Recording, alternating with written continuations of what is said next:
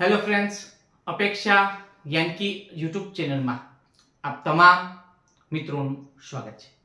મિત્રો, જવાહર નવોદય સૈનિક શાળા ખાસ આવી એક્ઝામની અંદર દિવસે ને દિવસે કંઈક અપડેટ. મિત્રો, પરીક્ષાની પેટર્નની અંદર થોડા વર્ષોના અંતે અમુક વિષય વસ્તુ હમણાંથી મિત્રો જો વાત કરીએ તો નવોદયની અંદર ભૂમિતિના કંઈક ક્વેશ્ચન ખાસ બને છે.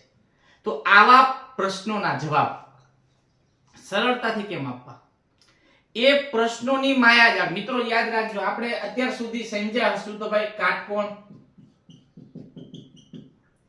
લઘુકોણ, ગુરુકોણ, મિત્રો આવા શબ્દો આપણે સમજ્યા છે. પણ નવોદયની અંદર મિત્રો કાટકોણ નહીં આવે. અહીંયા ન્યૂનકોણ શબ્દો છે. ન્યૂનકોણ હિન્દીના શબ્દો ન્યૂનકોણ. કાટકોણને સમકોણ શબ્દ વાપરે છે પર્યાયવાચી, અને ગુરુકોણને અધિક કોણ. મિત્રો અધિક કોણ શબ્દ વાપરે છે. આવા પ્રશ્નોના કારણે, આવા શબ્દોના કારણે આપણા બાળકો નવોદયમાં મિત્રો આવા પ્રશ્નોમાં ભૂલ કરે છે. તો આજના વિડીયોની અંદર સ્પેશિયલ ભૂમિતિ ઉપર મેં વાત કરી હતી વચ્ચે કે વિડીયો ભૂમિતિના મૂકીશ. તો આજે તમારા માટે ભૂમિતિના અમુક અટપટા ક્વેશ્ચન છે કે તમને ખાસ પરીક્ષામાં ઉપયોગી બને એવા પ્રશ્નો, એવી શબ્દ રચના કે તમે જ્યાં અટવાવ નહીં. એટલે ચાલો મિત્રો આવા ભૂમિતિના પ્રશ્નો આપણે સમજવા પ્રયત્ન કરીએ. પ્રથમ વિડીયોને શેર કરો.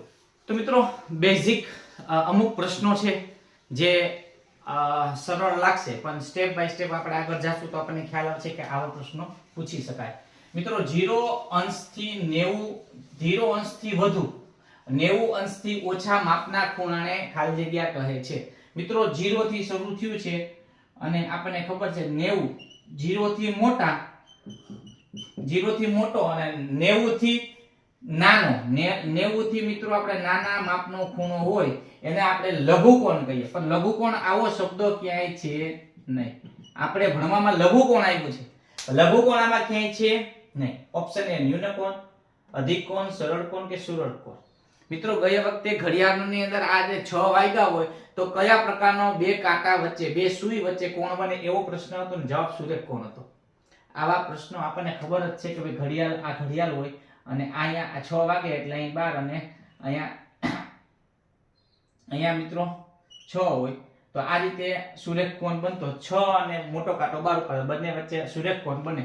પણ આવા શબ્દો જ્યારે આપણી પાસે નહોતા એને કારણે આપણે અટપટા ઈઝી પ્રશ્નોમાં ખૂબ એકાદ માર્ક. અંગ્રેજી મીડિયમના બાળકોને વાંધો નથી આવતો નથી, પણ ગુજરાતી મીડિયમના બાળકો બી ભૂલ થાય છે. એટલે ખાસ આ પ્રશ્નો. મિત્રો 90 લઘુકોણ, જો 0 થી મોટો 90 થી નાનો એને લઘુકોણ કહેવાય. લઘુકોણનું હિન્દીની અંદર મિત્રો હિન્દીમાં ન્યૂનકોણ કહેવાય. એટલે જવાબ આવશે આપણો એ. જો સમજાણ હોય તો હા પાડો મિત્રો. હમણાં જ આપણે વાત કરી આગળ વિડીયોમાં શરૂઆતમાં જ. ઓકે, હવે 90 થી બરાબર 90 અંશ બરાબર માપનો, 90 અંશનો જ ખૂણો જેને આપણે કાટકોણ કહીએ છીએ, પણ કાટકોણ અહીં ક્યાંય નામ આપેલું નથી. તો કાટકોણને હિન્દીમાં શું કહેવાય? હિન્દી શબ્દોની અંદર કાટકોણ એનો પર્યાયવાચી શબ્દ શું? તો છે સમકોણ. ઓકે, હવે 90 અંશથી અહીંયા દાખલો તમને હોમવર્કમાં આપો છે. 90 અંશથી વધુ અને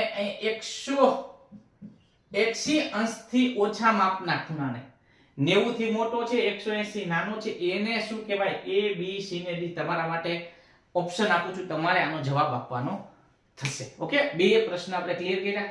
ત્રીજો પ્રશ્ન, ઘડિયાળનો કાંટો 1 થી 4 પર આવે તો કેટલા, મિત્રો પ્રશ્ન શું છે? કેટલું પરિભ્રમણ થયું ગણાય? કેટલું પરિભ્રમણ. હવે આના માટે આપણે મિત્રો અહીંયા ઘડિયાળ દોરવી પડશે. જો મિત્રો તમે અહીંયા બોર્ડ ઉપર જ ધ્યાન આપજો, સમજી લે કે અહીંયા મિત્રો 12, 1 2 3, અહીંયા 1 2 3 4 5 સામે 6. પરીક્ષાની અંદર પણ મિત્રો આપણે ઇમેજિંગ કરી શકીએ છીએ, પણ જો રફ કામ કરશું તો તમારા જવાબની નજીક અને સમય પણ હોય છે 100% આપણે જવાબ સાચો આવે. એટલા માટે તમને અમે કહીએ છીએ. હવે ઘડિયાળનો કાંટો મિત્રો અહીંયા હતો. સમજો કે આ મોટો કાંટો છે, આ નાનો કાંટો છે અને મોટો કાંટો 1 પર છે. અહીંયા પ્રશ્ન પૂછ્યો તો 1 થી 4 પર ખસે છે. તો મિત્રો અહીંયાથી અહીંયા આવ્યો, ત્યાંથી અહીંયા, ત્યાંથી અહીંયા. તો મિત્રો કેટલા ડગલા ફેરવો છે? કેટલા? તો 1 2 અને 3 અંક ખસ્યો. મિત્રો ઘડિયાળનો કાંટો આ મોટો કાંટો છે 3 અંક ખસે છે. એક અહીંયા બે એ પહેલા 1 થી 2 ઉપર, 2 થી 3, 3 થી 4 તો આવે તો કેટલું પરિભ્રમણ? પરિભ્રમણ નો ઓપ્શન આપ્યો છે મિત્રો 1/2, 1/4, 3/4, 3/2. હવે વિચારો મિત્રો અહીંયા પરિભ્રમણ કેટલું કહેવાય? એને અપૂર્ણાંકના ફોર્મેટમાં. જો અહીંયા ઘડિયાળનો એક કોન્સેપ્ટ સમજ આધારિત પૂછ્યો છે, એને અપૂર્ણાંક સાથે જોડી દીધું.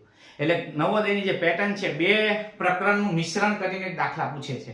તો અહીંયા મિત્રો ટોટલ ઘડિયાળમાં અહીં 12 અંક હોય તો 12 અંક હોય છે, આપણને ખ્યાલ છે. 12 ને કેટલા વડે ભાગવાના? 3 વડે ભાગીના 3 ચોક 12. એટલે મિત્રો 4 ભાગનું પરિભ્રમણ એટલે 1/4 ભાગ. જવાબ આવશે 1/4 ભાગનું પરિભ્રમણ કાંટાએ કર્યું હશે. જો મિત્રો આ પ્રશ્ન સમજાણો હોય તો હા પાડો. અને એક પ્રશ્ન તમને આપી દઉં, ઘડિયાળનો કાંટો મિત્રો 2 થી પરિભ્રમણ કરી અને 7 ઉપર જાય.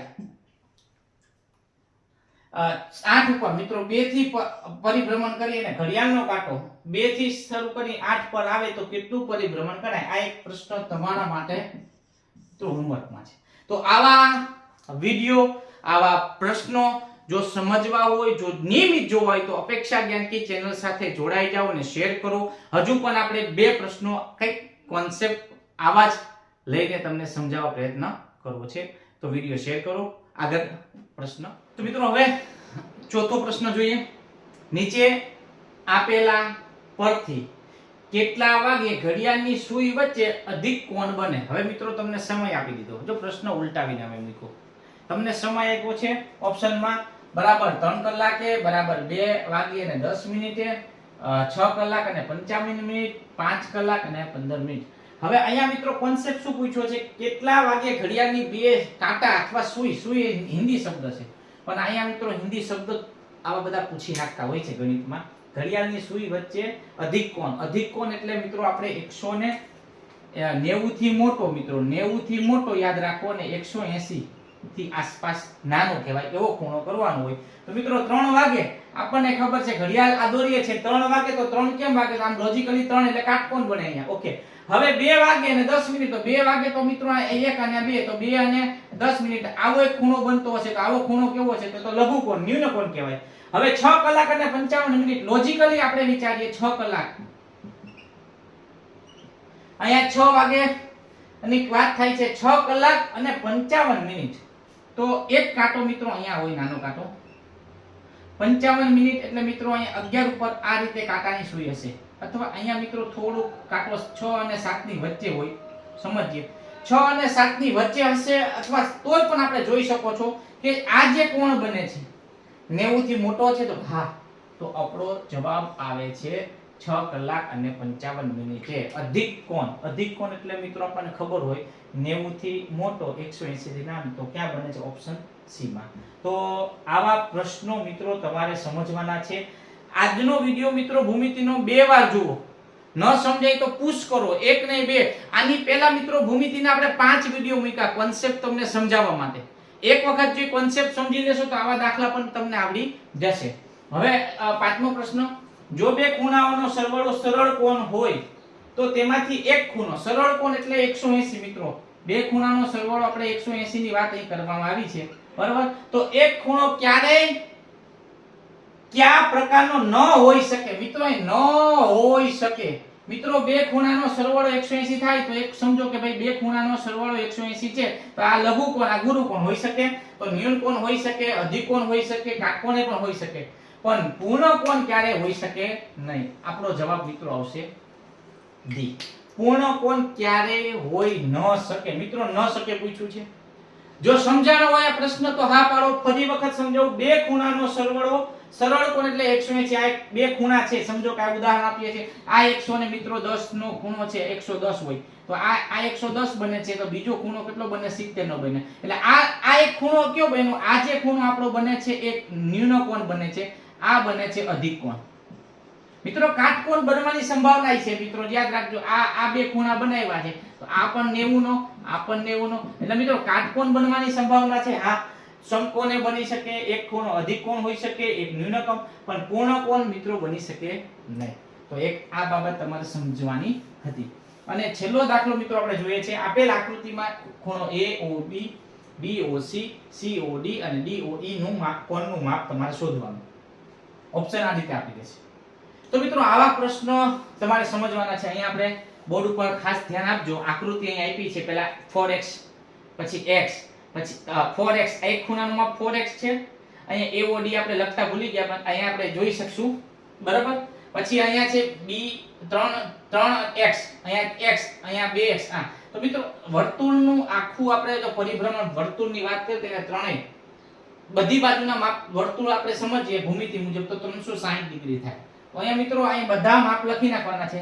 લાઈનમાં 4x 3x x 2x 90. મિત્રો બધાય માપનો પેલા આનો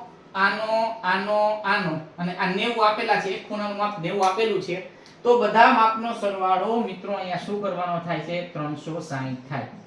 જે રીતે ત્રિકોણની ત્રણેય બાજુના માપનો સરવાળો 180 થાય છે એમ ભૂમિતિની અંદર મિત્રો જ્યારે આ રીતે આકૃતિ હોય છે એટલે બધી બાજુના માપનો સરવાળો 360 થાય. તો અહીંયા આ બધાનો સરવાળો 4 3 7 8 9 10 10x થયા વત્તા 90 બરાબર 360. 90 આ બાજુ જશે 10x બરાબર 360 ઓછા 90 એટલે વત્તાના ઓછા થયા 10x બરાબર મિત્રો 270 આવે અને x બરાબર આ 10 ગુણાકારમાં છે ત્યાં જશે તો ભાગાકારમાં જશે તો 27 ને 270 ને 10 વડે આપણે ડિવાઈડ કરશું 10 વડે આપણે ભાગાકાર કરશું તો 27 x બરાબર 27 આવે. ઓપ્શનમાં ક્યાંય 27 આપ્યું છે એક જ જગ્યાએ તો હા તો આપણો જવાબ C બને છે. હજુ આપણે ટેલી કરી લે x ની કિંમત મળી. હવે 4x આની કિંમત પ્રથમ આપણે 4x વાળું પદ મૂક્યું છે તો 4x પેલું આ થાય છે. અહીંયા મિત્રો O છે A B C D અને E હશે. આ રીતે આપણે સમજી લઈએ. ઓકે આ રીતે આપણે સમજવાનું છે A O અને D આ રીતે તમે સમજી લેજો. તો અહીંયા આપણે વાત કરવાની હતી કે 27 આવ્યા તો બીજાનું 4x તો 4x ગુણ્યા x એટલે કેટલા થાય છે 27 તો 27 ગુણ્યા 4 કરીએ 108 આવે તો 108 પહેલાનું માપ છે. હા બીજાનું 3x તો 3x એટલે 3 ગુણ્યા 27 કરીએ તો 27 તેલી 81 આવે તો હા તો મિત્રો આપણો જવાબ 27 ને 54 આ બને છે. આપણો જવાબ બનશે C. મિત્રો આ પેટર્નનો દાખલો એક વખત નવોદયમાં પૂછાઈ ગયો 2 વર્ષ પહેલા. હવે ભૂમિતિના હજુ મિત્રો તમને અટપટા શબ્દોને માયાજાળના દાખલા હજુ પણ એક વિડિયો લઈને આવીશ. તમારા માટે સ્પેશિયલ હશે. પરીક્ષા પહેલા એક વખત રિવિઝન કરી લ્યો. આપણે અબકી બાર નવોદય પાસ આ બોલવું નથી કરી બતાવવું છે.